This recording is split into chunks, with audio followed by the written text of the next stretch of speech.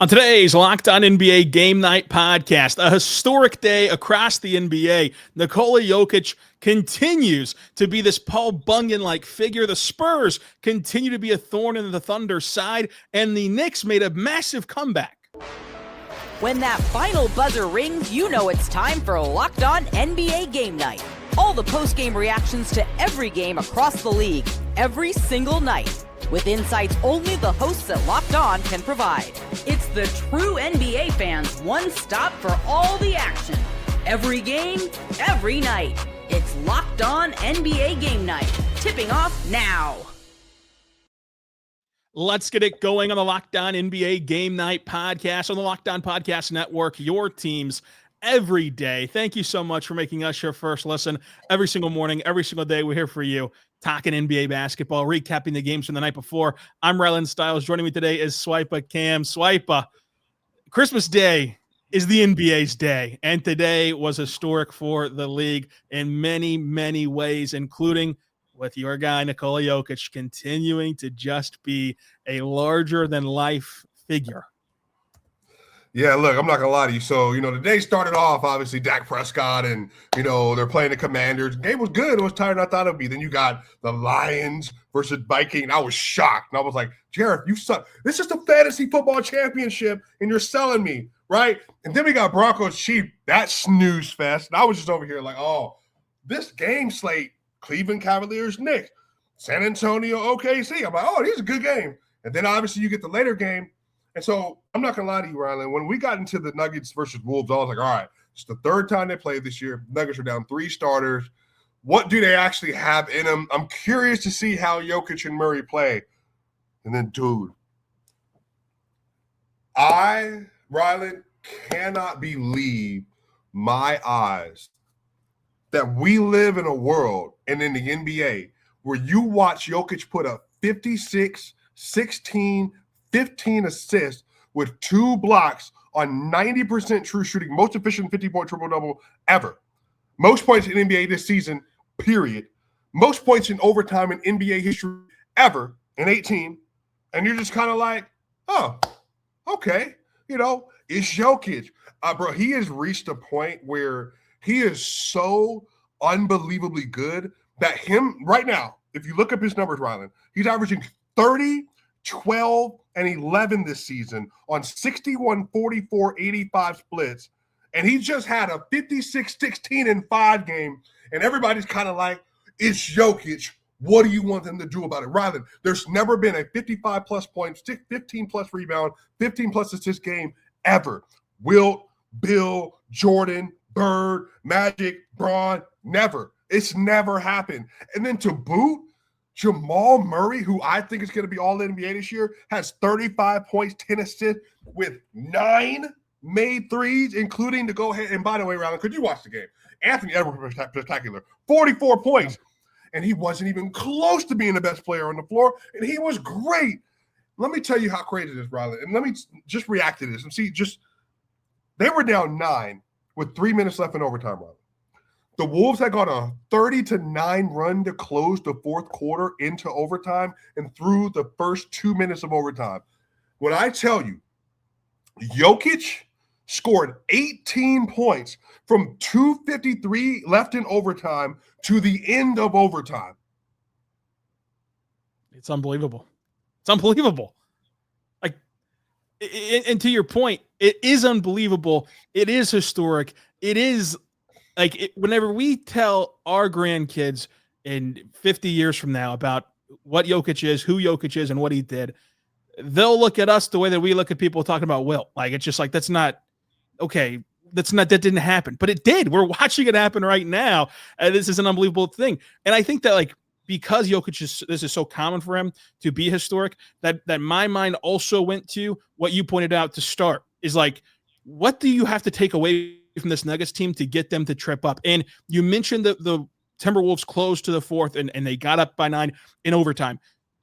That would have been a perfect spot for a team to fall into all the NBA tropes ever of modern regular season basketball, where it's like, hey, they're down 3 starters. They gave it a good run, but it's time to pack it in. Instead, they double down. They stay composed. They stay locked in. They stay in it, and they win the game. And it's just remarkable to say that a Nuggets team who is without, Cam Johnson, without Aaron Gordon, Mr. Nugget himself, without Christian Brown, and they saw Anthony Edwards play spectacular in this game after banging up his shoulder, going for 44 points on 56% shooting.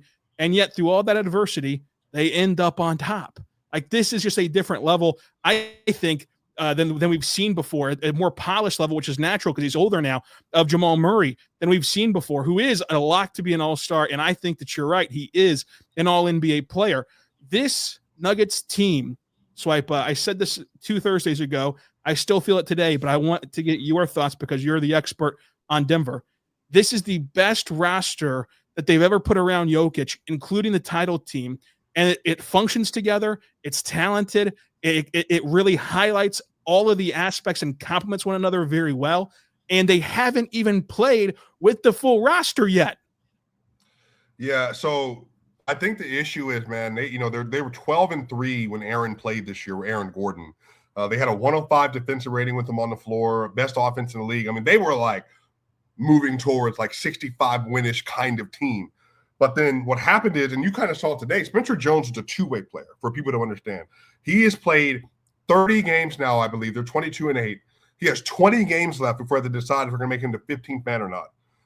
They also starting Peyton Watson, who last year was playing the 4 mostly, who's starting at the 2. Then you take Cam Johnson out, so now you got to put Tim Hardaway Jr. into the game, who's having a great season with Denver. So not only were they down like starters, they're also down 3 of their 4 best defenders. So when they play versus a Wolves team, that is like obviously Ant, Jaden, they got Nas still, Julius Randle. They usually give them fits. But I don't know what happened, Rylan. It's like their depth wasn't great today, but something between Murray and Jokic went haywire, and they have done this versus the Wolves now this year. By the way, they're 3-0 versus the Wolves, 2-0 versus the fully healthy Wolves, even with injuries on their own side. Murray and Jokic, Rylan, they had 91 points, 25 assists, and 18 rebounds between the two of them. And between the two of them, they shot 13 of 24 from 3. I've been trying to explain this to people. Like, it's not that Murray is like guaranteed top 10 player in the league or anything every year, or top 15 every year. But the reason why they're the best duo in the league, Rylan, no one can replicate what they do from a shot making, playmaking, timeliness. Literally, they set up the offense, and I don't know if you saw enough today, a late game, or maybe because you do a bunch of stuff. So like what the Minnesota Timberwolves, they went Jaden and Ant on Jokic and Murray, similar to how Jimmy Butler and Bam, when they play the Heat, will do the 2-man game with them. That way, if you get a switch, then you can switch into them. The Thunder do Alex Caruso and J-Dub, because that way you can get a big on the man who the worst shooter is on the floor, and then you can have paint protection off ball with Jokic. So they went to that today, and it worked until it didn't. Rylan, yeah, they ran down 9 back-to-back pin downs for Jokic for 3. A pin down for a center with the game on the line in overtime? I don't think that sentence has ever been uttered until today. Like, that's the kind of history we're talking about. Like, no one's ever even concocted that. And that's another point, too, that running the David Allen's been incredible. And he coached his ass off. I don't know if we can say that on this show, but he coached his butt off against Oklahoma City in the second round of that series. And, the team and the injuries, and it all just kind of faltered on him at the end. But regardless, he was a winning coach in that series. He just didn't win the series. You have the coach in place, I think. You have the talent. You have the depth now. You have Murray playing at this level. You have Jokic, of course, being Jokic. This is an unbelievable team in Denver. And finding ways to win like this deserves so much credit, because they could have easily said, you know what, guys, it's just not in the cards. It's just not in the cards. We're down all these starters. It's an 82-game series season. It's a marathon. It's not a sprint. They could have used every excuse in the book, which we cast on to every NBA team in the modern era of like, oh, these guys just don't care. These guys couldn't care us about any individual game. This took a lot of grit tonight to get this win in Denver, and I think that they deserve all the credit in the world for beating Minnesota, who, by the way, Minnesota started out 0-5 against above 500 teams. Last 7 games, they're 6-1. against above 100 teams. This is a team playing super well right now and is a worthy contender. And Denver was able to pull that off late. It was really spectacular. Let's go to Ben Beacon real quick from Locked On Wolves and see what he had to say about this game. The Timberwolves came back from 15 down with under 6 minutes to play in the fourth quarter, but ultimately lost in overtime to the Denver Nuggets on Christmas Day. I'm Ben Beacon, host of the daily Locked On Wolves podcast, and this is a tough one. Minnesota was really outplayed for much of the game. Ant was great early, banged up his shoulder in the second quarter, didn't do a whole lot in middle stages of the game, but led a furious comeback late in the fourth quarter. Minnesota down 15 halfway through the fourth quarter. They tie the game on a huge Ant 3 in the corner, send it to overtime, and then the Wolves score the first 9 points of the extra session, go up 9. Ant scores 7 of the 9, and it looks like they're going to walk away with a win, and then the wheels fall off in overtime. The Wolves fail to guard the inverted pick and roll with Jamal Murray and Nikola Jokic, both late in regulation and in overtime. Ant ultimately gets ejected late, and the Wolves fall by 4 to the Nuggets. This is one of the best games of the year. Ant finishes with 44 points. Randall had 32, although some ill-advised shot selection late, and of course, Nikola Jokic, 56 points, 16 rebounds, 15 assists, a crazy triple-double. Jamal Murray had 35 points. There was also a pivotal play in overtime where Rudy Gobert fouled out on a controversial overturn of a foul call. Just a lot that happened in this game. And ultimately, Nikola Jokic is the best player in the world. Despite the heroics of Ant, the Nuggets pull out a 4-point win in overtime on Christmas. Overtime win, Ant, by the way, 44, and he was going haywire, brother. Rylan, when he started touching the ball at some point, I was like, God, that boy is hot. Goodness gracious, somebody get a hand up. Get a hand up. Man, and it didn't phase him a bit if you did. He wasn't seeing defenders tonight. The cold-bloodedness of Ant's game, I just can't even express how incredible that this game was. And it's right. I thought that I literally saw flashes in my eyes of the OKC game from last week where I was like, there's no way in back-to-back week Ant's about to do this to the Thunder and then do it to Denver. And dude, that 3 that he hit in the corner, that's the same 3 hit when Jokic had the 30-20-20 game with the Suns last year. I think it was February of this year. That's the same spot Kevin Durant hit that shot to send it into overtime where it became an instant classic. And so Ant hit that shot, man, and then he came out busting in overtime. I said, dog, this might be it. But then, like I said, man, like 15 on the other side was just like, I'm the best there is. Like, there's nothing you can do about it. Great day for one Western Conference contender. Tough day for the Oklahoma City Thunder. We'll talk about that coming up. But first, I want to say right now, we're good friends over at DoorDash. Go check out DoorDash today, folks, because DoorDash is awesome, and the season is heating up. DoorDash has a way to keep fans in their bag all the way through. Whether you're watching the highlights, the tunnel fits, or just your favorite player, DoorDash makes the entire season more fun because every player has their bag. With DoorDash, fans have one too. DoorDash keeps your snacks stocked, your gear fresh, and your watch party vibes absolutely on point. There are nights where your team stresses you out, so let DoorDash become part of your post-game therapy. Sometimes you just need a dessert now to end the night. And if your group chat says pull up, and DoorDash makes sure that you're showing up prepared. We're talking snacks, we're talking cups, even a phone charger if you need to. Maybe you have a different phone than your friend and you need to order them a charger. From tip-off to overtime, stay in your bag, order on DoorDash, get snacks, drinks, gear, whatever you want throughout the season, delivered right to your door. DoorDash in your bag all season long. We're back on the Locked On NBA Game Night podcast on the Locked On Podcast Network, your teams every day. Here recapping the night in the association on Christmas Day with Swipa Cam. I'm Rylan Stiles. We're going to be talking you through this game. Let's go to Jeff Garcia of Locked On Spurs as the Spurs get their 3rd straight win over Oklahoma City in the span of 2 weeks. Here with Locked On Spurs, here to give you a quick reaction to the Spurs' big win over the Thunder on Christmas Day. Would you believe it? The Spurs are 3-0 versus the Thunder this regular season. Yeah, against the defending champs, they did just that. This time in their gym. Talk about being the Grinch for Christmas, for the Thunder. Nevertheless, it was a solid win with some 3 takeaways. Well, takeaway number 1, De'Aaron Fox. He earned that check. He earned that money that he got over the summer. He finished leading the team with 29 points, in 35 minutes, and he went 12 for 19 from the field. Very efficient.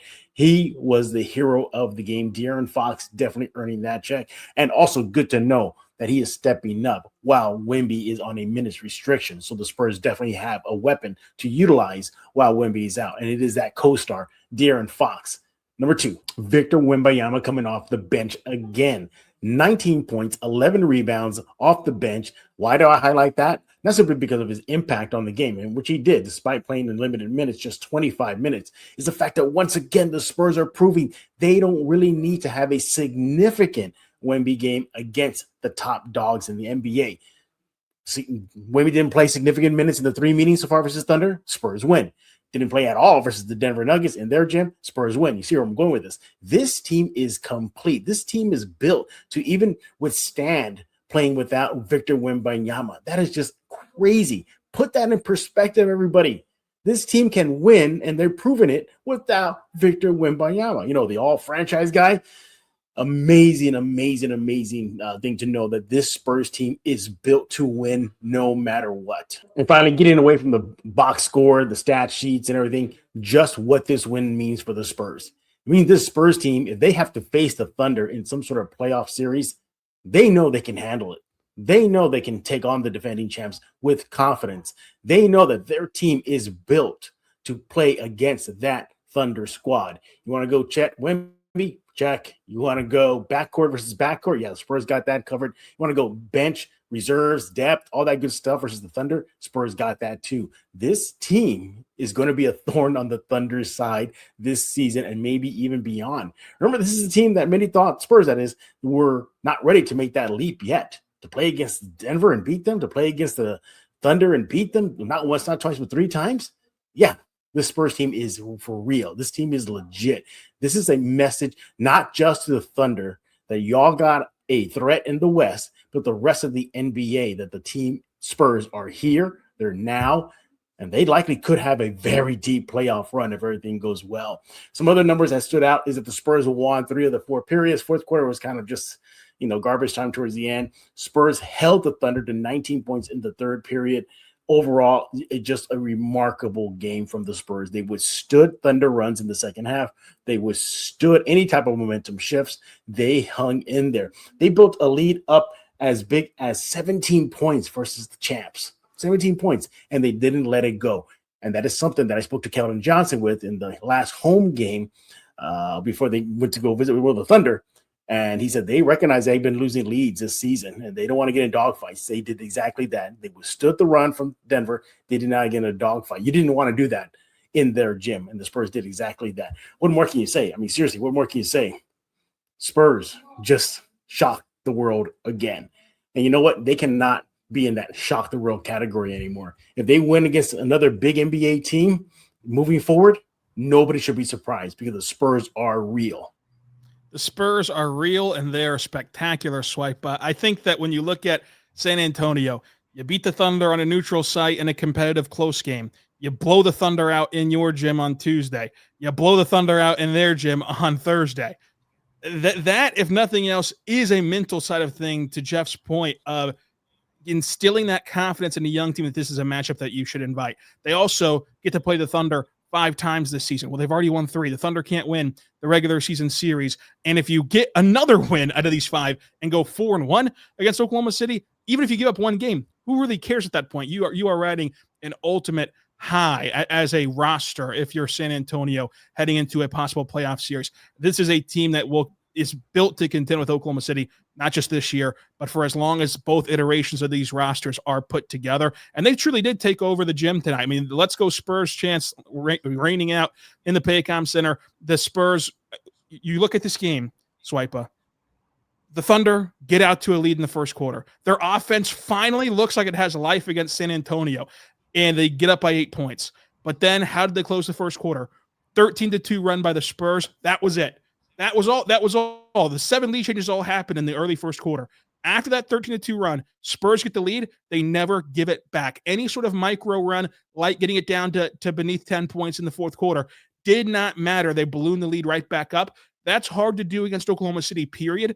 It's especially hard to do in the Paycom Center, where the Thunder entered today unbeaten. So the Spurs One, they've ruined your chase for the ultimate historical win record. That's out. That was the biggest talking point 2 weeks ago. That's over with.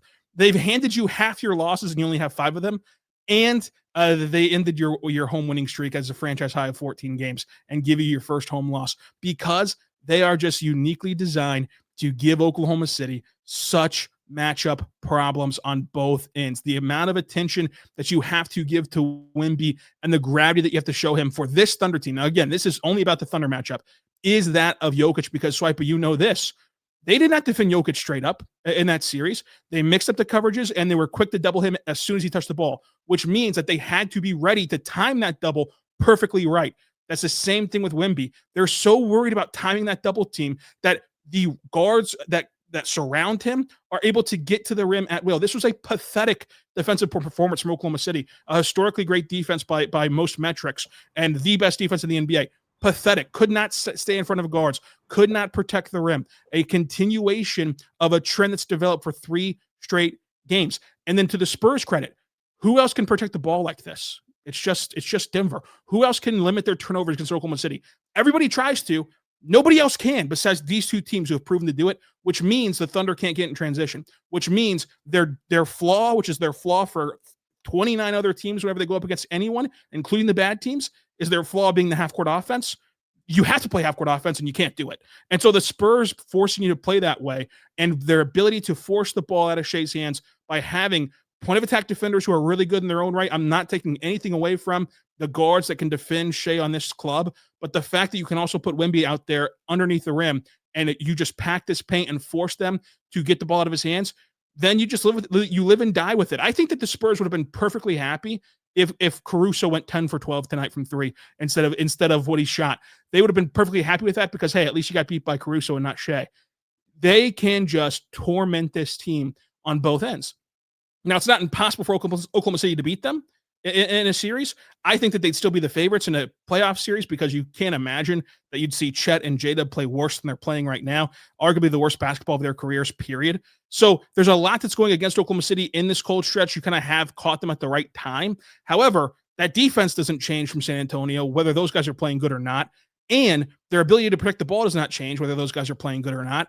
And, Chet Holmgren, I mean, he's a much better rim protector than he showed tonight, but this Spurs team is uniquely designed to give this Thunder defense fits, mainly because they protect the ball, but because they can hit tough shots and they can get to the rim and they can have Wemby do it at all 3 levels. And the Thunder executed their game plan on Wemby tonight, Swipa. Like, he was not around the rim a whole lot. He was a jump shooter. His catch point was further out than the rim, and it didn't matter. And the biggest part to me, and the biggest revelation here of these 3 games, is the fact that they have Wemby on a minutes restriction. Because what does that do? Okay, yes, it did make an already terrible non-Shea offense look even worse because he was getting to match up with those guys some in these 3 games more than he would in a possible playoff series. But it also proved they can win the non-Wemby minutes. Because if you just flip those roles, the starting offense that got out to a 16-point lead in Vegas, the starting offense that got out to an 8-point lead in this game, they get a little bit worse with Wemby on the court, clearly. And then the lineup that is already not very good whenever Shea's not on the floor offensively, they're not going to get exponentially better because Luke Cornett is able to hold his own. And so then you're running into a scenario where this is going to be a legitimate trend. This is not some forget about it 3-game stretch. The Spurs are now in a different category than they were entering this stretch of basketball. Because entering the stretch of basketball before they played in Vegas, Swipa, I said routinely the only team who it would not shock me if they beat the Thunder in a 7-game series in the entire league is Denver. If you told me right now that you're from the future and that the San Antonio Spurs beat the Thunder in 7 games, I would be not shocked at all. I would be okay. I would have predicted the Thunder still as of this moment, but I can see a world in which they beat them in 7 games. And that is a testament to how good this team has been. Look, it's just simple. I think shortly, Victor Wembanyama, there's a level of arrogance that he has that I know a lot of people don't like, but I think that not only is great for him, they feed off of that. They don't believe anybody better than them. And what I do love about this matchup, though, Rylan, is in De'Aaron Fox's mind, when I see Shea, I see myself. Like today, he went at Shea constantly, and he was not afraid of the moment at all. And then you got Wemby coming off the bench, Stephon. He's like their own version of Cason Wallace. Devin Vassell, like, he's a whole different type of breed. Like, he didn't even have a good game today, but, like, he's such a good shooter. He's big. He's long. They got their own version of Alex Caruso and Harrison Barnes, turns just like a veteran presence who's been there, championship, been on a bunch of different teams, played a bunch of different styles. He can fall into anything. Keldon off the bench has been in the Spurs system for years. Then you get Dylan Harper, this uber talented guard coming off the bench. And what I did say before the season, Rylan, one of the things that you have to have in the league, you got to have multiple players that can dribble the ball, that can drive, and that can shoot. Because if you have players that can do that, you collapse the defense no matter who you play against. And the thing is, they got Dylan, De'Aaron, Stephon, Devin, and Wemby. So then now it's like we're all feeling like we could do whatever we do. DHO'd with Wemby, throw the ball to Wemby, I'm cutting. And then if you cut too hard, and then you got somebody that's cheating in with Castle or Vassell, then you got Champagny sitting in the corner, wide open, murking you from three, or Harrison Barnes, and he does this nice little old man post up on you, and you're cooked. So look, man, like the Spurs, they have somehow moved themselves, accelerated timeline into, I think, one of the 5 best teams in the NBA. I think right now, man, the only team in the Eastern Conference that I think can hang with these teams out west when it comes to money time is going to be the Knicks, because they got their own mix. But the Spurs, man, I thought they would be good before the year started, rather, but they're even better than I even could have imagined they would be at this point. Yeah. And to your point about Fox, like tonight was an excellent game from him. He was the best player of the court tonight for the Spurs against the Thunder, and the MVP was on the court, and Wemby was on the court. The Spurs are so designed in this unselfish way where Tuesday, Fox didn't make a peep in that game, and the Spurs won in a blowout because everyone could step up and say, okay, you know what? It wasn't Fox's night. It was Fox's night tonight. And so the same guys who were incredible on Tuesday, they deferred to Fox, say, okay, you've got it going. Keep going. Attack Chet at the rim in transition, one-on-one. Chet's in perfect position at the rim to stand up Fox, and then Fox goes right through his chest. Like, that's the kind of heater that Fox was on tonight. And those guys found him routinely and got out of his way and let him go to work because they trust that, it might be my night one night, it might be your night the next night, but it's always about the Spurs. It's always about how can it be everyone's night and getting a win. And that level of chemistry, that level of selflessness and connectiveness offensively, it's going to take them a long ways because the odds of Wemby, Fox, Castle, and Harper all not being good offensively on any given night are extremely low. The odds of even only 2 of them being good on offensively every single night is still low. So it's like they're going to have guys step up. They just are. And the playoffs will be different, and they're a young team. But we were saying the same thing about Oklahoma City last year. Oh, they're a young team. They need their battle scars. Things can break right for you. And do not let things break right for San Antonio because they will capitalize just like the Thunder capitalized last year when things broke right for them, youth or not. This is just a flat-out good basketball team with San Antonio, and they're a flat-out contender. But we still have plenty of Christmas Day affair to talk about, including the tip-off of the Christmas Day slate, the Cavs and the Knicks.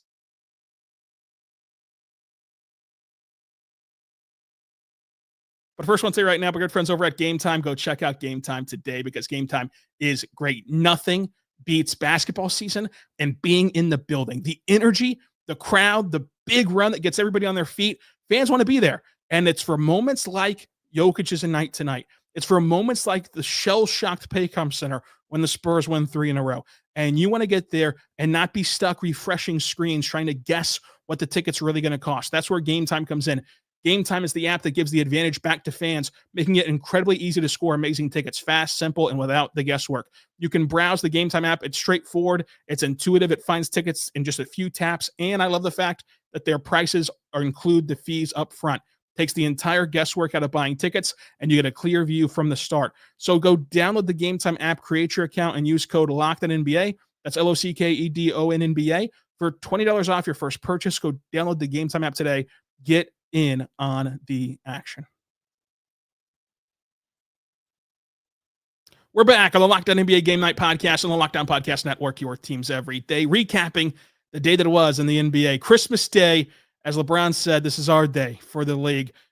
Locked On Cavs, Danny Cunningham in New York to talk about Cleveland faltering. Cunningham outside Madison Square Garden after the Cavs lose to the New York Knicks 126-124. And ultimately, this is a pretty big opportunity I think the Cavs let slip through their fingers. They led by as many as 17 points in the fourth quarter, ultimately couldn't grab enough rebounds, couldn't make enough shots, and what looked to be one of, if not the best wins they've had all season, turned into a loss. And it's a little bit of a different story than what we've seen, and I do think there are a lot of reasons to be optimistic coming out of this game. Like, the Cavs look good for most of it. They led for 35 minutes in this game, which is not something that's been happening frequently, but ultimately a loss is a loss. And this is a team that I do think is close to figuring it out. They're not there yet, but this was a chance for them to say, no, what has been happening is done and over with. And instead, now they've got more pressure on them as they continue on this road trip where they head to Houston, head to San Antonio, and they need to find ways to be better. I think they're close to being better, but this game on Christmas is just another opportunity that slips through their cracks for Cleveland. Coal of the stockings for Cleveland, as we have to pause there on Danny at the end. But slip through there. What? It's better than, I guess, staying in. But Swipa, when you look at this Cleveland team, this was a game that, before the press conferences in Oklahoma City started, we were all watching. Then after Mark got done talking, I went over to Media Row, continued to watch the game while others were watching warmups. And whenever they got back to Media Row, they could not believe that the Cavs blew this one. What do you make of the Knicks' magic at the end of this game? Look, when they were up 18-5, I think, to start the game. And I remember people saying to me, there's the game. There's no way you're sustaining an 18-5 lead, one, versus a team that's been better than you all year, at home, when you yourself, Cleveland, haven't played a lick of defense for most of the year, and you have no Evan Mobley. As soon as I could, I went to FanDuel, and I put that right on the Knicks. I knew it, and then you just saw it. Just wave after wave after wave from this Knicks team. They just don't stop. Very much like the Minnesota Timberwolves in their own right. And just collectively, they got so much scoring from so many different people. But I think, honestly, Rylan, one of the biggest underrated signings is Jordan Clarkson. I don't know if people have been really paying attention to him, but he had 25 points off the bench and 5 huge threes, momentum-shifting threes in this game. So this Knicks team with options and more shooters around Cat and Brunson, that's what's making them so dangerous this year. They're absolutely dangerous, and this has been considered a wide-open East. Are you ready to close it and just say it's the Knicks East? I think we are ready to close it. Yeah, I mean, I personally think that the Knicks should expect that they're coming out of the Eastern Conference this year, personally. I agree. We had a game that stayed a blowout out in LA as the Rockets beat down these Lakers. The Houston Rockets finally stop acting like a bunch of Grinches and get the 119-96 much-needed win over the Lakers on Christmas Day. What's up? This is Jackson Gatlin, host of Locked On Rockets. And some say Houston's heart grew 3 sizes that day that they held the Lakers to their second lowest scoring affair this season. A much-needed bounce-back win for a struggling Rockets squad, getting back to some of their roots with their defensive identity, figuring some things out on that end. Tari Eason had his fingerprints all over this game, inserted into the Rockets starting lineup, hopefully a permanent addition to their starting lineup. Kevin Durant and Amin Thompson leading the way scoring-wise with 25 and 26 points respectively. Also 9 assists for Kevin Durant. Just another instant Christmas classic game from him. And then Dorian Finney-Smith making his debut for the Houston Rockets against his former Lakers team. Relatively quiet affair for DFS. Not really too many, insane moments to speak of, but he needs some time. He needs to work himself back into game shape, and he'll be a much-needed depth piece for this Rockets team to help get the defense back on track. The Rockets 1-0 in the Dorian Finney-Smith era here against the LA Lakers. Not much to say. I mean, this really felt like a game in which the Rockets went, obviously, wire to wire, getting up by 24 points. They were in command the entire way, never let it slip, and they dominated in every meaningful way. I mean, on the glass especially. I mean, 48-25 on the glass swipe, but you're just not going to win games that way. Yeah, but I think the Rockets are obviously clearly better than the Lakers, man. But the Lakers, I know Lakers fans they feel similar. They lack so much athleticism. When you watch, for instance, when Şengün got in that short roll, typically you see Şengün, like the Thunder, the Nuggets, when they play, like they can stop the short roll a little bit because they at least have athletes or bodies near the rim or on the wings. The Amen Thompson was getting just free runs to the rim because outside of DeAndre Ayton, they don't have one athlete other than Jackson Hayes, but he doesn't play a lot, for obvious reason. They don't have one athlete on the wings that can contend with any of the Rockets' wings. Kevin Durant, Torrey Ethan, DFS, Şengün, Steven Adams. They don't have anybody to do anything with them. So for me, they're just several players away, I think, from being in the tier that they want to be in. I think their record is not indicative of just how good they are actually as a team, whereas the Rockets, I think, are like a legit contender in the NBA. And I think that this is what that game showed today. Cooper Flagg made his Christmas Day debut. He had 27 points in this game on 62% shooting. Nick Angstead of Locked On Mavericks has the recap of this loss for Dallas. 3, 2.